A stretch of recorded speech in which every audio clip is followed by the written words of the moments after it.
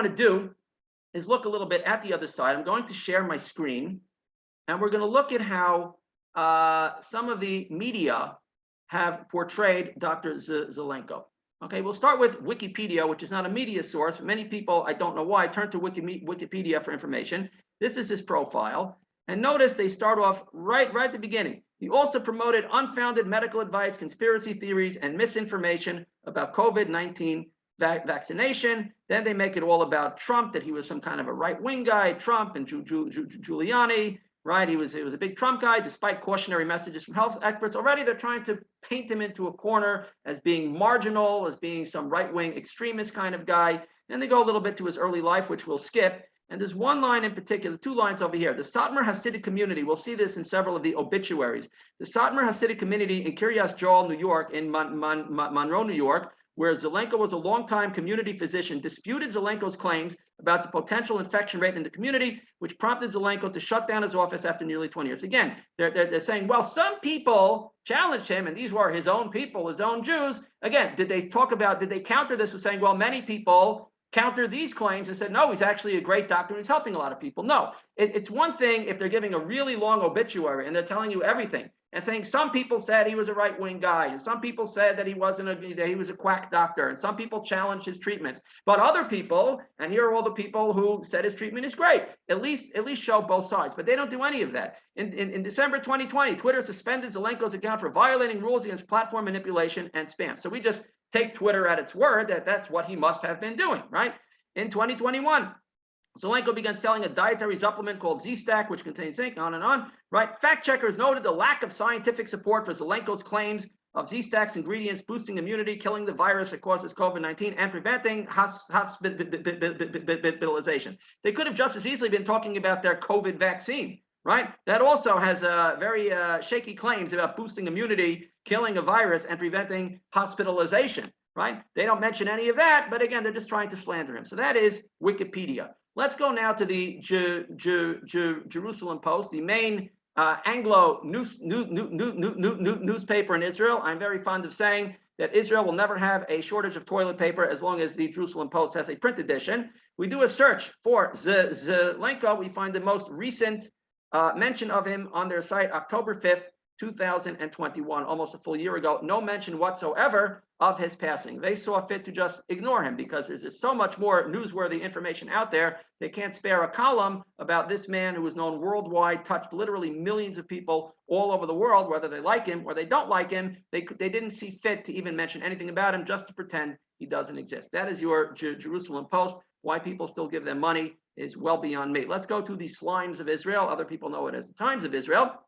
And let's see what they wrote. TOI staff. Again, another example of people not willing to stand behind. The authors are not willing to identify themselves. They hide behind TOI staff. The Jewish press did the same thing. Dr. Vladimir Zelenko, who touted unconventional COVID treatment, dies at 40. And by the way, they can't seem to do a little math and figure out how old he is. Some of the obituaries say he was 48, and some of them say he was 49. These are your journalists, these crack journalists who can't even look at his date of birth and his date of death and take out a calculator and figure out whether he was 48 or 49 when he died. I'll give everybody some homework to do that on their own. I think you'll all get the same answer, but you'll see from these different articles, these journalists, these experts can't even figure out his age. Very interesting. They mentioned right in the tagline, then President Trump. They're trying to connect him to Trump. Now, what's fascinating is that the vast majority of people who cared about Dr. Zelenko and thought that he was a good doctor and a good person didn't care about whether he was a fan of Trump or not a fan of Trump. Didn't really make any difference to them. I mean, in the US, Trump is like this toxic issue. Either you love him or you hate him, and there's no middle ground, and people will go to war over Trump. But the rest of the world, I mean, even in Israel, there are a lot of people that are against the health establishment in Israel, and many, if not most of them, if they lived in America, probably wouldn't have voted for Trump. So this is not a left-wing or a right-wing issue, although it tends to be that people who are leftists and are spiritually bankrupt are more likely to take the shots and trust the establishment, because since they don't have a God, they have to have a false God to take the real God's place. But this is not an issue of politics, of left-wing or right-wing. That has nothing to do with it. But a lot of the English media tries to portray Dr. Zelenko as being this big Trump guy, and therefore, since Trump is a really, really bad guy, according to us, you shouldn't listen to anything that this so-called doctor has to say. That's the angle that they're taking. We'll see this over and over again. Okay, so we see again, they say a little bit about he was born. He was regarded by many as a beloved member of the community. So even that, whether he was a beloved member of the community is somewhat, and many people say he was, but many people say that, but we're not willing to state that as a fact, that he was beloved, period. Okay, goes on and says, here we got this again. In May 2020, however, he said he was leaving the Kiryas Joel community. We had practiced medicine for years following a fallout with the community leaders who publicly spoke out about his approach to the pandemic. Again, they're quoting one side of the story that says, well, his own people, the Jews in his own community, essentially kicked him out. Okay, then they go on and talk about his protocol, and they said, and he claimed to have successfully treated hundreds of patients using the 3-drug combination over the course of 5 days. So this was just a claim. We don't know if these people are real or not. We certainly don't have any of our gold standard studies that prove that these people have been cured. See, we just have a doctor who's claiming that he's treated people, and we can't find any of them. We're these crack journalists at the Times of Israel. We can't find any of these patients, any of these people who claim they were cured by Dr. Zelenko. I'm right here. They could have called me up. Okay, they didn't do that. Again, they bring in endorsed by then President Donald Trump as if this means anything at all. And then we go again. And while the effectiveness of Zelenko's treatment was largely refuted by the medical community, many still claim to have been treated and cured by the Jewish physician. In other words, if you took his protocol, or you know somebody who did, and you were healed by it, you were cured by it, you don't know what you're talking about. You're just fantasizing. You're just making up the whole thing because it's already been refuted by the medical community. They said you can't possibly have been cured by this, and therefore don't trust your own eyes.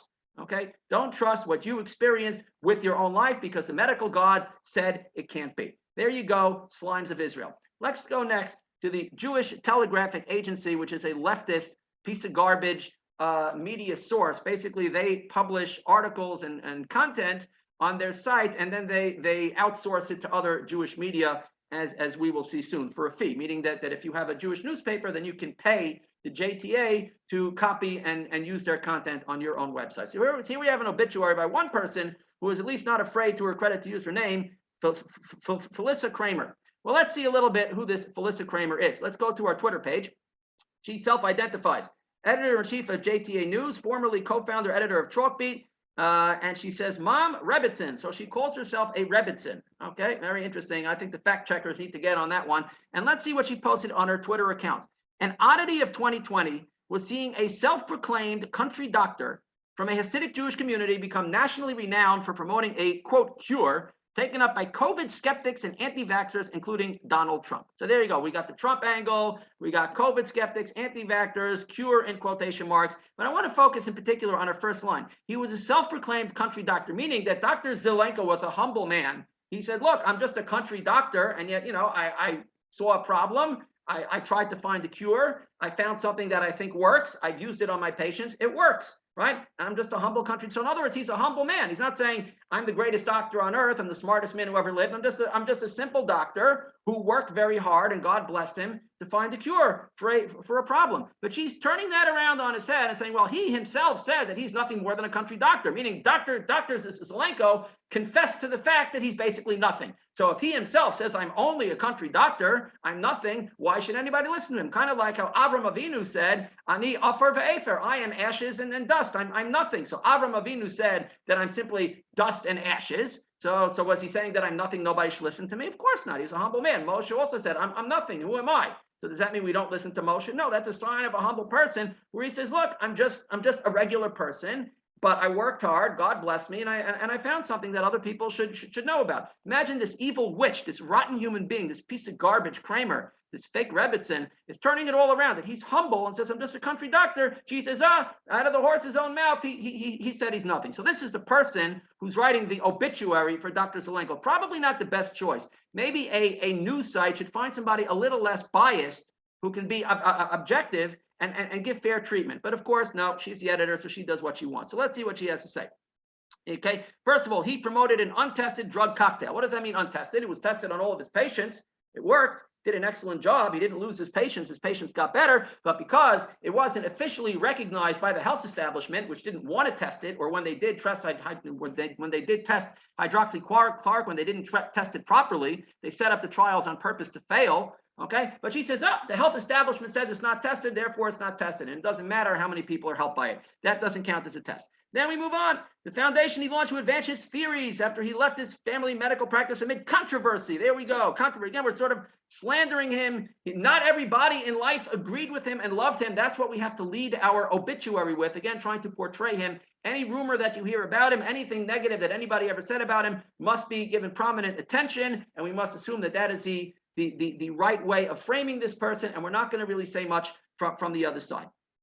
Okay, now let's skip a little more. The so-called Zelenko protocol previously used to treat malaria, again, kind of hinting to you that this is not a real cure. He's just taking something off the shelf. Now, why can't it cure other things? Because they say so. They want you to think that he's just copying something, that he didn't really study it, that he didn't really know what he was talking about. Here, leaders of the Kiryas Joel community spoke out publicly against him, urging locals to follow proven medical advice to stop the spread of the disease.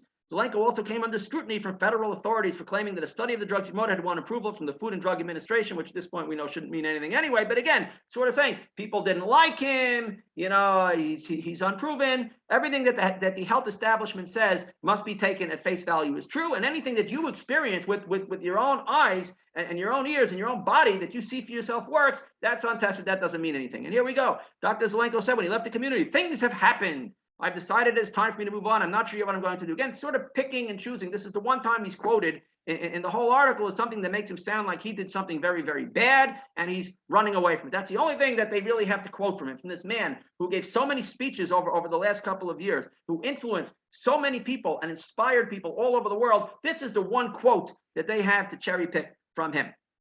It's just unbelievable. Then they mentioned the January 6th. Here, he joins some of them in anti-vax messaging, self-publishing pseudo-scientific studies, on and on. This is all a bunch of crap. This is all a bunch of crap. This is the JTA. This is Felicia Kramer. So let's try the Jewish press. Now let's try arucheva. This is arucheva, a so-called right-wing Orthodox Jewish website in Israel. It's actually just a propaganda arm of the government. What's the obituary that they wrote about Dr. Zelenko? Well, what do you know? Felicia Kramer, JTA. They simply copied and pasted this garbage obituary from this rotten human being, this woman who calls herself a Rebbitzin and wrote complete trash about Dr. Zelenko. This is what a supposedly Orthodox right-wing site chose to use about Dr. Zelenko, not to write their own obituary. That would actually take some intelligence and some time, not to actually come up with something that's fair. But no, they had to copy and paste the worst obituary that one could possibly find. Thankfully, oh, by the way, they also put this up 3 or 4 days after his passing. The Hebrew edition of arucheva put up a nasty article about Dr. Zelenko filled with innuendo about him shortly after his passing, but the English site didn't see fit to put up anything until 3 or 4 days afterwards. I guess they felt some pressure from people that they wanted to pull a Jerusalem Post and pretend that nothing happened that people need to know about, but I guess they felt obligated to say something, so then they picked out the worst thing that they could possibly find. I'm sure that pleased their government handlers, who I'm sure are paying them very handsomely to publish their propaganda. Let's go now to the Jewish press, another so-called Orthodox paper. Here you see he's dead at 49. According to arucheva, he was 48. So they can't seem to figure that out. But anyway, the Jewish press is a paper that I used to write for. I completely boycott them now. They're a garbage, also a bunch of Erev Rav today. And they also wrote a bunch of garbage about him. So they start again with a little bit about his background, and then they bring in the President Trump angle, and they say he described the treatment as a 3-drug combination. 8 days later, posted an open letter to Trump with similar claims. Again, nothing is proven. It's just some guy who's making claims. Okay. Then they talk about the Satmar Hasidic community. Curious with them, why does this have to appear in every obituary? They don't have anything about him speaking all over the world to large audience of people whose lives he saved. Okay, they keep on picking out a small number of nameless, faceless Jews in Kiryas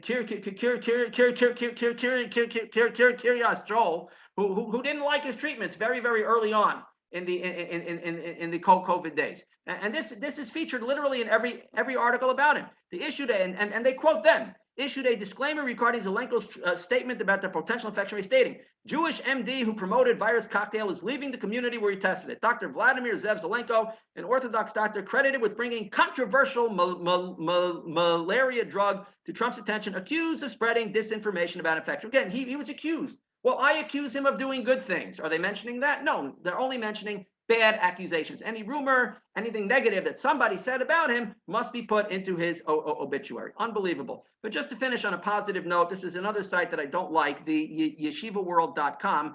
I do have to give credit where credit is due because I'm an honest man. They publish a very nice and fair obituary. Baruch Dayana MS, Dr. Zelenko Niftar, means he passed away after battle with cancer. What they wrote about him is very, very nice. He sadly passed away. He was 49. Again, we can't figure out his age. But anyway, they quoted the statement from his labs, which was very touching, the obituary from his labs. They give a little bit about his background. They say nice things. As a physician who masterfully combined the skills of both critical thinking and the scientific method, and who shaped their application out of his love for both God and patients, Zev was not content to sit back and wait for politicians or public health officials to settle upon a prescribed treatment path. People were dying. He began searching almost immediately for a method of treatment. And then it says that he was able to find this protocol.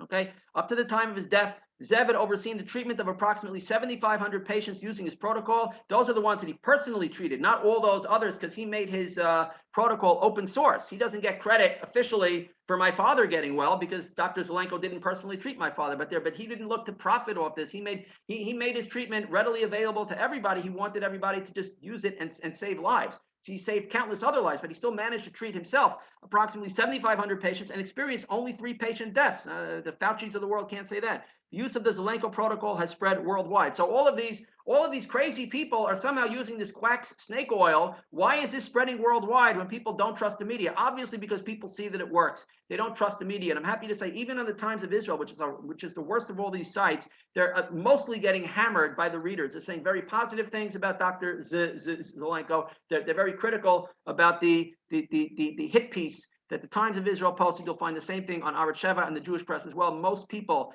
I would say 90% or more, are against the propaganda. They've already woken up to the facts. So the media is trying to write the history, like they've probably done about many doctors in the past. They're trying to write the history. So 50 years from now, when people open up the book, and if they happen to hear about this person, if they haven't completely scrubbed him, they'll see only that he was a conspiracy theorist, an anti-vaxxer, discredited quack selling snake oil. That's the story that they want everybody to be taught, but we're not going to let that happen because people know already, and we're going to keep saying the truth. Let's go on and read a little bit more here. They say that he was a courageous doctor, among others. He was nominated along with others for a Nobel Prize in recognition. And to me personally, I would not have recommended any prize that Yasser Arafat can win. It's not something that I would personally want. That prize doesn't mean anything, but it was still a nice gesture on the part of people. The thought counts. Okay, for the most part, Zev faced censorship and condemnation for his taking a bold stand against prevailing orthodoxy. For whatever their motives, well, we know what they are. Politicians and health officials worldwide attempted to either downplay or outright deny the efficacy of the Zelenko protocol and simple low-cost treatment path, I would say, in addition to the fact that they themselves used it, like Litzman in Israel and others in Israel, when they were sick, they used his treatment, and then they pretended that Dr. Zelenko didn't exist.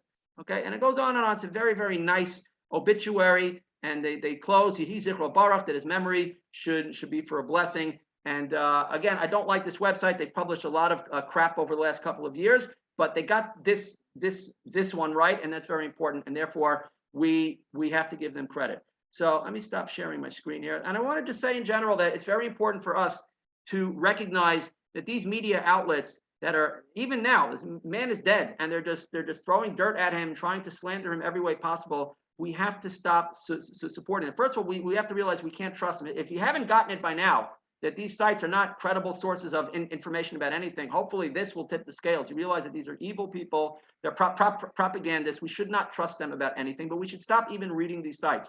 I used to read arucheva all the time. Now I hardly even look at them. If somebody sends me an article and says, you got to read this, I'll check out the article. I don't even bother reading their website anymore because I know it's garbage. I know every time I go on their website, I'm giving them advertising dollars. I'm giving them money.